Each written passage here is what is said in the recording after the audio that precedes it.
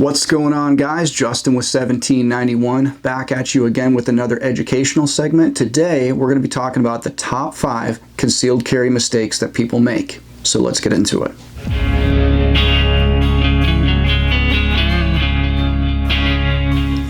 Alright, so before I get into the meat and potatoes of today's topic, I want to briefly talk about why I'm uniquely qualified to give a very sharpened opinion on the top 5 concealed carry mistakes. So I will briefly talk about that. So I spent 5 years in the United States Navy as a VBSS counter-piracy guy. That just stands for Visit, Board, Search, and Seizure. And what it basically means is you're kind of like a cop, but you're on the high seas, and instead of dealing with domestic American citizens, you're dealing with a bunch of foreign nationals, many of which are Somali pirates. So when I got out of the Navy, I spent some time as a fully sworn and certified law enforcement officer, at which time I was simultaneously running my small business as a firearms instructor. Taught a couple thousand people through various classes, being concealed carry, defensive pistol, defensive rifle, etc. And then after that, I joined the gun industry, primarily in the holster product development space. So I know a thing or two because I've seen a thing or two. It's almost like that, I stayed at Holiday Inn Express last night. But one of the things that really shaped my opinions when it comes to concealed carry is one of my students actually had to use their firearm for deadly force, and they were actually charged with murder. So I also have an inside view to what it looks like to defend one of your students who is being wrongfully charged with murder. And we were able to successfully exonerate my student because they were wrongly charged. But that also really kind of colors my opinion of the importance of really understanding the law when it comes to self-defense. So let's start off and talk about these top 5 things. The first one I want to talk about is the lack of consistency. The lack of consistency. This is a absolutely critical factor when it comes to perfecting your everyday carry and being very, very skilled and ready to be able to respond to something. So you guys have probably seen some of my videos before, if you're a returning viewer, of my go-to concealed carry that I use is a Glock 19 Gen 3. No frills, nothing fancy. I don't have really anything crazy on my gun. It's just a bone stock Glock 19 Gen 3. The only upgrade that I make is I replace out the factory plastic iron sights. So I actually have iron sights, well, steel. I use XS big dot sights. So consistency is so important because think about it like this. When the worst day of your life happens, you are going to resort to your most basic animalistic instincts. And outside of that, you're going to resort to what your body already knows what to do. The old adage is, the body cannot go where the mind has not already been.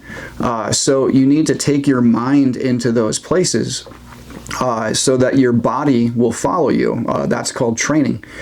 You train through different aspects of drawing your firearm in different conditions. Full light, low light, no light. You practice your weapon manipulations, etc. You need to build in that consistency. And one thing that always grinds my gears is when people jump around with different concealed carry pistols. That is not only just not unadvisable, it's actually really dangerous. It's really dangerous. For instance, if you're used to like a good old Glock 19 Gen 3, or let's say your go-to blaster is, there's a lot of lint on there. You can tell I actually carry my gun with all the lint. Geez, there's a lot of it. Let's say you're used to like a Springfield Echelon, or let's say you're used to a 1911 or whatever. If you're bouncing around between pistols, not only are you just not going to be used to the way that trigger press is, that heavy, spongy combat trigger like a Glock versus like a match grade trigger like on a Springfield TRP or something like that. Not only is that going to affect your capacity for optimum marksmanship, but it's also a safety issue. If you're really used to that heavy Glock trigger, and then you start prepping the trigger on like a a Springfield TRP or something like that, or a good Kimber like a the Kimber Custom carry or something like that, you're an ER visit waiting to happen. You know what I mean? So you really need to have some consistency, not just to optimize your own marksmanship potential, but also just for your own safety so that you don't create an unsafe condition for yourself. The next one I want to talk about is the lack of physical fitness. Now, if you are taking offense at that, then I'm going to go ahead and say right now, then maybe you should be really listening to this part. Physical fitness is very important, especially just for maintaining your own like everyday health. As just a John Q citizen, Jane Q citizen, not just when it comes to managing your own health and wellness and quality of life, but you need to think about it like this. And a buddy of mine named Lewis Karras put it this way best to me. And one day he and I were talking about physical fitness. We were actually doing a YouTube video for their channel, and I had admitted, like, yeah, I'm like, I'm not in the kind of shape that I want to be in. The dad bod's catching up with me, whatever. And Lewis simply put this: when it comes to physical fitness, you need to ask yourself, what kind of shape do you want to be in on the worst day of your life? That's a very sobering thing to think about. Like, the worst day of your life happens where, like, it's a gunfight that turns into a grappling fight with guns, and you're rolling around the ground with some dude that might be like fairly big, fairly strong, maybe fairly methed out. How physically fit do you want to be on the worst day of your life? Like, let that hit you right between the ears and, like, let that marinate for a moment. That's been very challenging for me over the years. Lewis said that to me like 2 or 3 years ago now. I think like 3 years ago. And I try to do something physical every day. I take my son to wrestling practice, and they have pull-up bars in there. And, like, while the kids are running around warming up, like, I'll do like 10 sets of 5 pull-ups or something like that. Just knock out some pull-ups. Something else that I really like to do for fitness is I like to go on ruck runs. So just put some heavy stuff in a backpack, maybe it weighs like 30 pounds or something like that, and go for a run.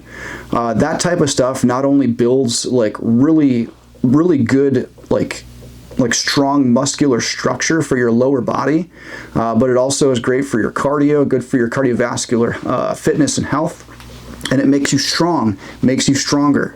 And one of my favorite things that I've started doing, it's kind of tough to do it this time of year, but I like to do it spring, summer, fall.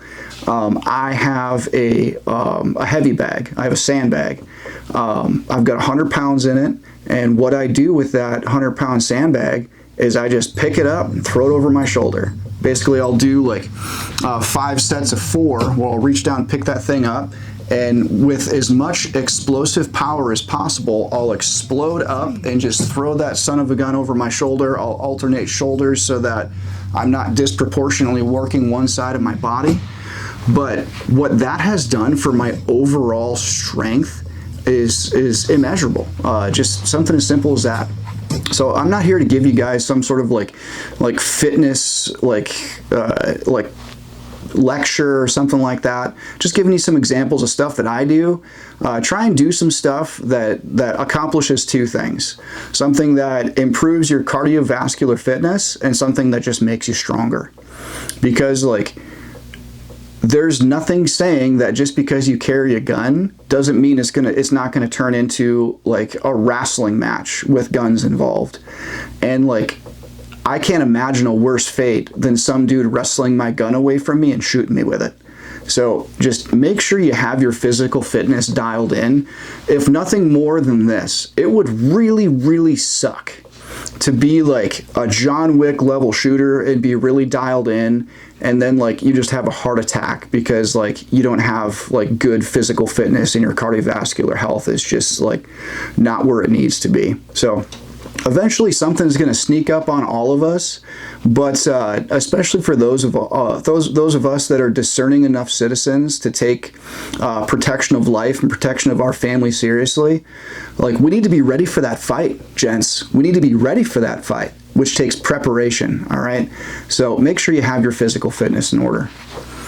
The next one I want to talk about is lack of training. Lack of training. This one is probably one of the most dangerous ones. And these are in no particular order.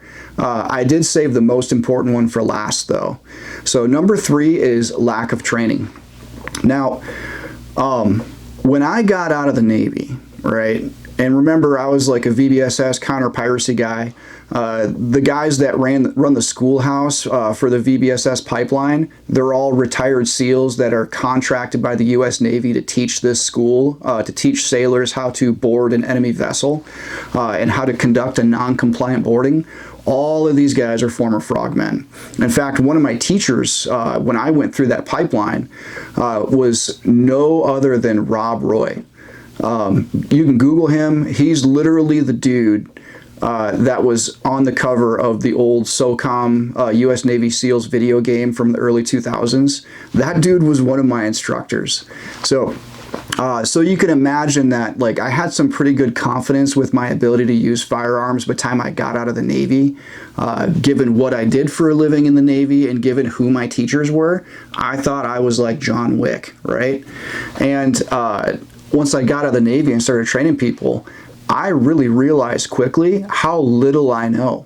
And I would say now, the version of me now and the training that I've undergone now would whip the shit out of the old version of me that was like, you know, a young like VBSS guy or like a fresh out of the Navy VBSS guy, just because training is so important. One of the big things that you're going to get out of training, especially if you take a proper concealed carry course from a reputable instructor, someone that has a good reputation, definitely want to check into that. But one of the things that you're going to get is training on the law, because that is very, very important when it comes to understanding like when is it okay to pull your firearm out? When is it okay to actually apply deadly force, right? So not just training on how to shoot, training on how to draw from the holster, training how to shoot on the move, training on how to properly utilize cover and concealment, training on the legal implications of using deadly force, training on where and where not to carry, like what kind of actual legal implications are legitimate. One thing that's interesting to understand, a lot of you guys have been to establishments where they have this like firearms are prohibited sign at the establishment, right? Maybe it's like a restaurant or something. You may be interested to know that not all of those signs are actually enforceable by law. There are only a small handful of states that actually have that written into the law code, where that is actually a criminal activity to violate that sign. Right? So like these are the nuances to pay attention to that are very important. A good rule of thumb is that basically, whenever you're trying to learn about laws in a new state, you need to go to wherever that state houses their laws.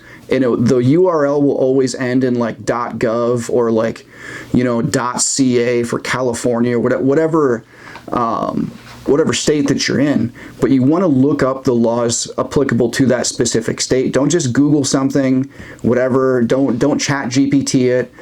For me, it's the South Dakota Legislative Research Council. That's where all the laws are.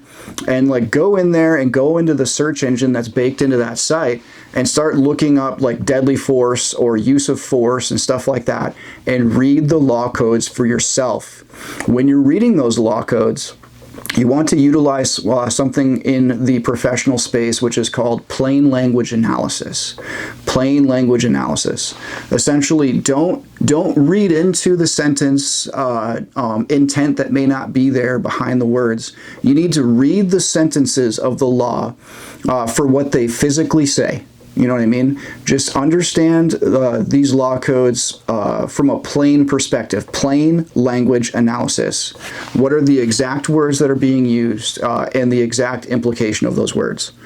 So guys, go and get some training. YouTube doesn't count. I'm very grateful that you guys watch these videos and that you're responding to them, liking and commenting and all that stuff. That's great. I love that. Thank you.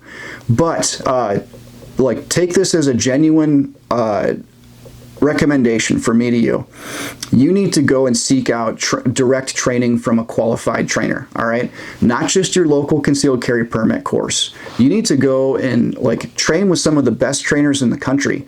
Like go down to Gunsight, go down to Tactical Response, like go train with Cogworks, or like go train with like Drew Estel from Bear Solutions. Like there are way too many like high-level firearms training companies in this country to where like you have some sort of excuse. One of the excuses might be financial barrier, which like save up for it then, all right?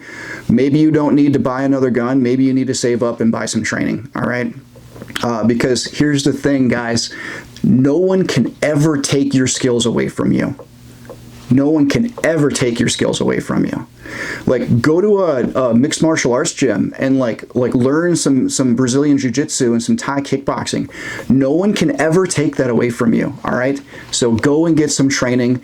Make yourself the real life rendition of John Wick. Make yourself the most dangerous version of yourself that you can possibly be, and have a good heart and utilize that capacity for violence in a justified and honoring manner, all right? All right, so get down off my soapbox. That's an important one for me. The next one I want to talk about is carrying chambered, all right? The lack of carrying chambered. I would say at this point, with the plethora of information that is available, just free information, free advice on YouTube, if at this point in 2026, if you're not carrying with a round in the chamber, like, where have you been, bro? Like, you're supposed to carry with a round in the chamber. These guns are designed to carry with a round in the chamber, all right? If your strategy is to be like IDF forces and like draw your pistol and rack the slide, I promise you, you are missing the boat, all right? You are not going to have the time or the space. You may not even have the psychological wherewithal to even remember that you need to do that, because chances are, if you're the type of person that's carrying without a round in the chamber, you're also the type of person that doesn't train enough with that gun to have it baked into your muscle memory to draw and rack the slide immediately. If that's your modus operandi, have you done that 10,000 times? Have you drawn and racked the slide 10,000 times? Okay, and if you have, can you do that one-handed? Can you do that while you're wrestling with somebody?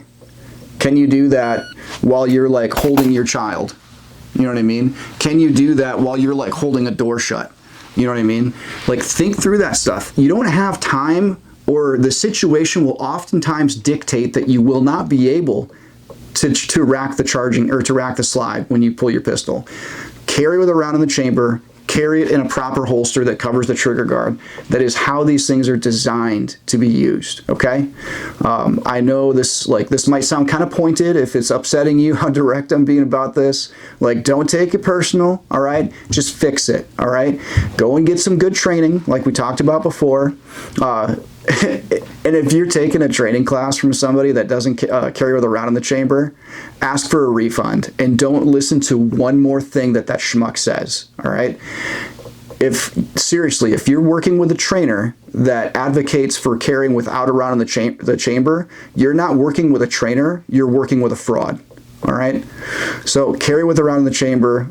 Like, there is absolutely no excuse. If the weapon's in your physical possession, there's absolutely no excuse not to have a round in the chamber. It is a lack of confidence. So training builds competence, and competence builds confidence. The lack of confidence in carrying with around the chamber comes from a lack of competence, which comes from a lack of training. All right, it works back and forth across that spectrum. So I won't beat up on it anymore. Stop carrying without a round in the chamber. If you're not confident enough to carry your gun with a round in the chamber, then like maybe you should reconsider carrying that firearm until you are competent enough and confident enough to do it properly, okay? All right, the last one and the most important one when it comes to the top 5 mistakes that concealed carriers make is the lack of mental preparation. The lack of mental preparation. If you are carrying a firearm which has the capacity to inflict serious bodily harm or death, how many times have you envisioned actually doing that? like walk through the mentality of what that looks like from step A, B, C, D, E, F, G, whatever. Like literally, like you drew your firearm out, you screamed stop, they didn't stop, you squeezed the trigger, they didn't go down, you shot again, they didn't go down, you shot again, they finally went down. And then their lifeless body drops to the ground and like you see blood pooling up and they start making weird noises and then you smell poop. Like that's the level of in-depth intentionality that I'm talking about. Like when you shoot somebody and they die, like you are going to smell funny things, okay? And then at some point you're going to be confronted by law enforcement.